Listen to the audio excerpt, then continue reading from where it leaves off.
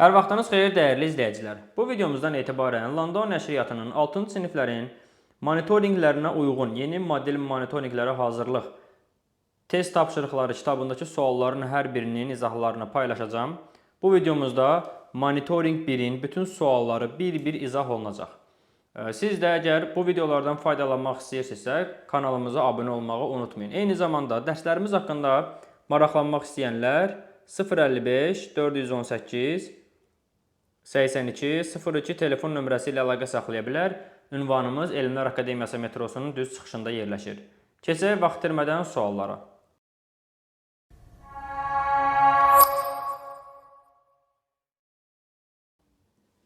Birinci mətnimiz kəpənək mətnidir. Siz mətni özünüz oxuyarsınız. Vaxt itirməmək üçün mən oxumuram. Keçirəm birbaşa suallara. Birinci sualda nə istəyir? Deyir, mətnin məzmununa əsasən hansı qənaətə gəlmək olmaz? Nok Fan kəndə qayıdıb evlərini axtarmağa başlayır, düzdür. Yeraltı padşahlıqda insanlar xoşbəxt yaşayırdılar, düzdür. Nok Fan xəzinəni taparaq zəngin oldu. Nok Fan xəzinəni heç vaxt tapa bilmədi. O kəpənəyin ardınca girdi mağaraya və mağaradakı yeraltı padşahlıqda yaşamağa başladı. Əslində heç bir xəzinə tapa bilmədi. Bu səhv fikirdir. Nok Fan sonradan peşman oldu. Bu doğru fikirdir. Cavab oldu C variantı. İkinci sual. Yeraltı padşahlıqda vaxt necə idi? Zaman yox idi orada. Yavaş keçirdi, sadəcə gecə idi, sürətlə keçirdi, zaman yox idi. Cavab D variantı. Cümləni davam etdirin. Nok Fan ancaq indi başa düşdü ki, yeraltı padşahlıqda xoşbəxtlik əbədidir, yox. O, vaxtını xəzinə axtarmaqla düzgün istifadə etmişdi, yox. Kəpənək sadəcə təsadüfi bir varlıq imiş, yox. O, tək tənhadır, burada yaddır. Bəli, mətnin bu hissəsində deyir ki, deməli, Nok Fan ancaq indi başa düşdü ki, o tək tənhadır, burada o yaddır. Birəbir mətndəki cümlədir, cavab D variantı olacaq. Davam edirik növbəti sualdan. Mətnə əsasən doğrudur. Nok Fan yeraltı aləmdə xoşbəxt yaşadı, lakin sonra doğmalarını xatırladı. Bu düzgün fikirdir. Nok Fan yeraltı padşahlıqdan çıxa bilmədi, yox, çıxa bilir. Kəpənək oğlanı tələyə saldı və onu əsir etdi. Yox, əsir etməmişdi. Oğlan öz istəyi ilə gedib orada yaşayır. Nok Fan kəndə qayıtdıqda hər şey əvvəl kimi idi. Xeyr, tam tərsinə ailəsindən heç kim qalmamışdı. Onların çoxdan vəfat etdiyi bildirilmişdi. Ona görə cavabımız A variantı. Mətnə əsasən yanlış fikir istəyir. Nok Fan ilk olaraq ağa ilə mübarizə lağ edirdi. Bəli, öncələri o ağa ilə mübarizə lağ edirdi. Deyirdi ki, yəni onlar güclüdür, biz zəif. Necə mübarizə aparmaq olar ki? Yeraltı padşahlıqda zaman sürətlə keçirdi. Zamanın necə keçməsi yeraltı padşahlıqda yazılmır. Deyilir ki, zaman yox idi. Gec keçirdi, yavaş keçirdi, ləng keçirdi, sürətli keçirdi. Bu haqda heç bir məlumat yoxdur. Ona görə bu yanlış fikir olaraq bizim üçün uyğundur. O kəpənəyi izləyərək mağaraya daxil oldu. Bəli, kəpənəyə görə mağaraya daxil olur. Kəndə qayıtdıqda heç kəs onu tanımadı. Doğrudur, heç kəs tanımadı. Yəni A, B, A, C, D variantları doğru fikirlərdir. Yanlışı istədiyinə görə B bəndi bizim düzgün cavabımız olacaq. 6-cı sual. Başqalarının əməyə və mübarizəyə sərf elədiyi qiymətli vaxtı o itirmişdi fikri sizcə nəyi ifadə edir? Nok Fanın zənginlik arzusuna çatdığını, xeyr, o zəngin olmamışdı heç vaxt, arzusuna çatmır. Onun boş və məqsədsiz həyat yaşadığını, bəli, başqaları nəyəsə görə mübarizə aparmışdı. Nəyəsə görə yaşamışdı, amma o heç bir şey üçün yaşamamışdı. Ona görə bu uyğun fikirdir. Yeraltı padşahlığın daha üstün olduğunu, xeyr, üstün deyildi onun üçün. Sonradan yeraltı padşahlıqdan qaçmaq istəyir, çıxmaq istəyir. Nok Fanın zamanla mübarizə apardığını, xeyr, belə bir şey də yoxdur. Cavab B variantı. Hansı bənddə səbəb-nəticə əlaqəsi pozulub? Yeraltı padşahlıqda zaman yoxdur. Yeraltı padşahlıqda heç kim tələsmir. Bu doğrudur. Nok Fan kəpənəyin dalınca gedir. Nəticədə nə olur? Nok Fan yeraltı padşahlıqda idi. Bəli, gedir yeraltı padşahlığa çatır. Nok Fan tarlada işləyirdi. O xəzinə tapdı. Nok Fan heç vaxt xəzinə tapmır. Bu yanlış fikirdir. Nok Fan qanunu gördü və doğmalarını xatırladı. Doğru fikirdir. Demək düzgün cavabımız olur C variantı. Mətnə əsasən Nok Fanın keçmişi yadına düşəndə nə baş verdi? Öz evinə qayıtmaq istədi. Doğrudur. Ailə həyatı qurdu. Yanlışdır. Kəpənək yenidən gəldi, yanlışdır. Mağarada qaldı, yanlışdır. O, öz evinə qayıtmaq istədi. Cavab A variantı. Mətnə əsasən, heç kəs, heç yerə tələsmir. Fikri nəyə göstərir? Tənbəlliyi, zamanın olmamasını, bəli, doğrudur. Çox işin olmağını, sürətli həyatı. Heç kəs, heç yerə tələsmirdi.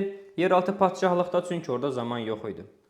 10-cu sual. Kəpənək obrazı nəyi simvolizə edir? Sevgini, azadlığı, arzuların cazibəsini, təhlükəni, təbii ki, arzuların cazibəsini. Nokfanın arzusu idi ki, o xəzinə tapsın, zəngin olsun və ağalara qarşı mübarizə apara bilsin. Yəni, onun arzusu zəngin olmaq idi ilk növbədə.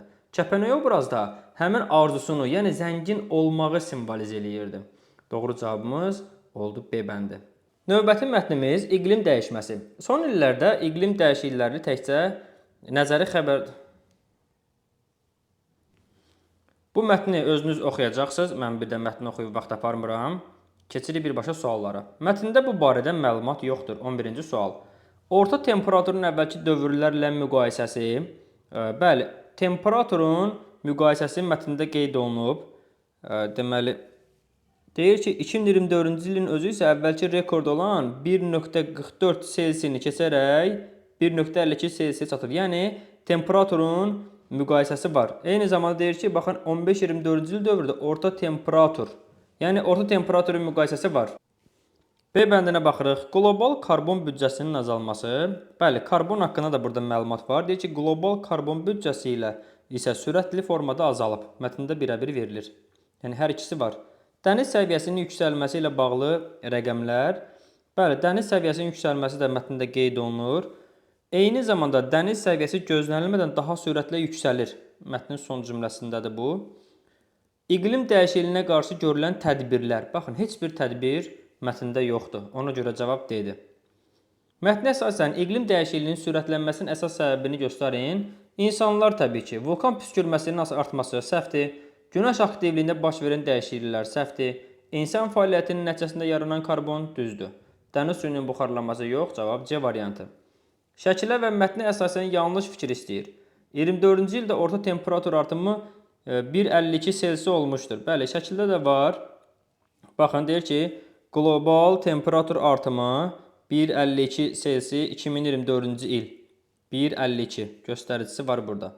Yəni, doğru fikirdir. İnsan fəaliyyəti nəticəsində yaranan istiləşmə 1.36 Selsi təşkil edir. Bəli, bu da yenə insan fəaliyyəti nəticəsində qlobal istiləşmə 1.36. Doğru fikirdir, bu da sxemdə qeyd olunub. Son 10 ildə temperatur artımı orta hesabla 0.27 Selsi olmuşdur. Son 10 ildə temperatur artımı, baxın, deyir ki, son 10 ildə bu hissəyə baxın, temperaturun artması son 10 il 0.27 Selsi. Deməli, bu da doğru fikirdir. 2019-24-cü il dövründə dəniz səviyyəsinin artımı 50 mm təşkil etmişdir. Yox, 50 mm deyildi. Bu, baxın, dəniz səviyyəsinin artımı 26 mm kimi göstərilirdi. 50 mm yox, bu səhv fikirdir. Cavab D variantı. Mətnin sonunda istiləşmə sürətlənir fikri ilə nə nəzərdə tutulur? İstiləşmə prosesi əvvəlki dövrlərə nisbətən daha tez baş verir. Doğrudur. Təbiətdəki dəyişikliklər artıq dayanıqlıdır. Dayanıqlı deyil. Qlobal istiləşmə müsbət nəticələr verir. Yanlışdır. Temperaturun sabit qalması gözlənilir. Xeyr, tam tərsinə istilik daha da artırdı.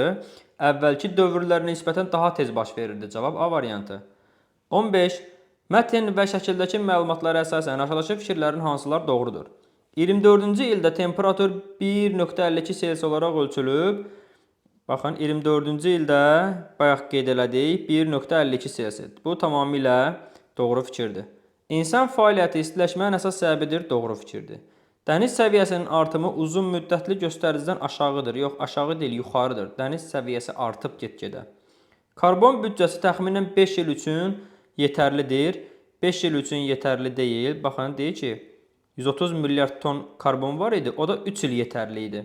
Sxemdə göstərilib. 5 il ifadəsi yanlışdır. Deməli, 1 və 2 doğru cavablarımız A variantı olacaq. Növbəti mətnimiz Pozanın tarixi mətnidir. Bu mətni özünüz yenidən oxuyursunuz. 16-cı suala gəlirik. Mətnə aid fikirlərdən hansı doğrudur? Pozanların ilk istifadəsi qədim Yunanistanda başlamışdır. Mətndə Yunanistan adı çəkilmir. Çörək içi bir zaman yazı səhvlərini düzəltmək üçün istifadə edilmişdir. Bu doğru fikirdir. Mətndə deməli bu hissədə qeyd olunur ki, 1700-cü illərə qədər isə qələm izlərini silmək üçün ən populyar vasitə çörək içi idi. Yəni çörək içini yazını silmək üçün istifadə edirdilər. Kauçuk pozanlar İslam mədəniyyətində yaranmışdır. Səhvdir. İslam mədəniyyətində nə var idi? Baxın, burada deyir ki, İslam mədəniyyətində xəttatları səhvləri aradan qaldırmaq üçün kiçik barmaqlarını ağız suyu ilə isladaraq səhv yazını təmizləyirdilər. Yəni onda hələ kauçuk yox idi. İlk pozanlar müasir dövrdəki pozanlardan daha davamlı idi. Bu yanlışdır əlbəttə ki. Cavab B variantı.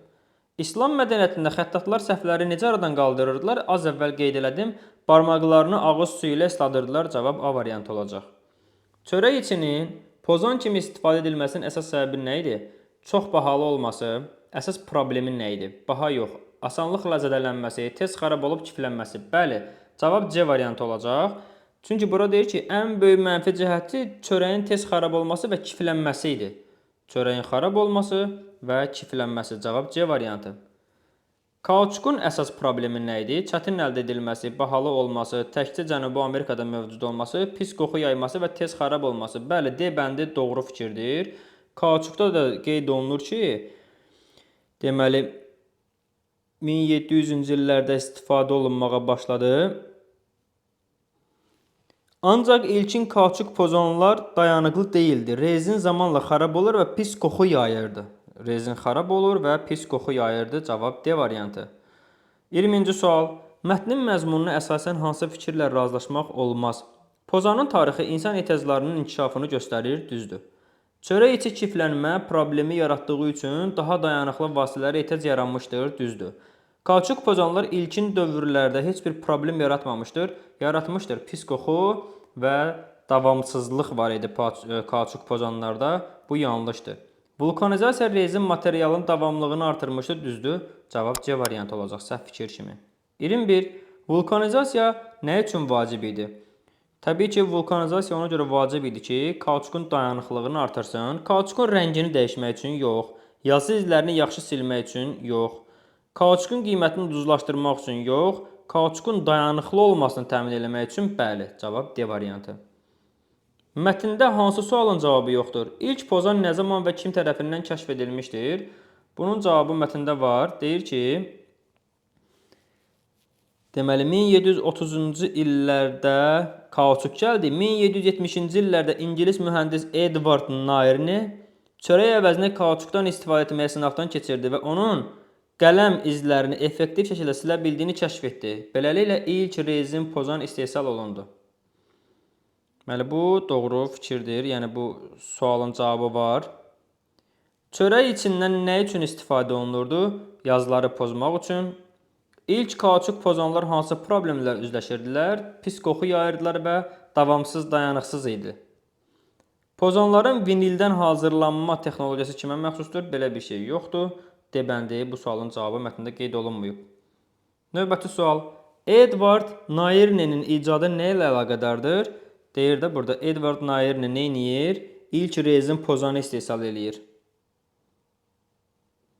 Vulkanizasiya üsulu ilə, kauçuk pozanların yaradılması ilə, çörək içindən pozan istehsalı ilə plastik pozanların hazırlanması. Təbii ki, Edward Nairne'nin əsas icadı kauçuk pozanlarının yaradılması idi. Mürəkkəb yaladı ifadəsi nədən yarandı?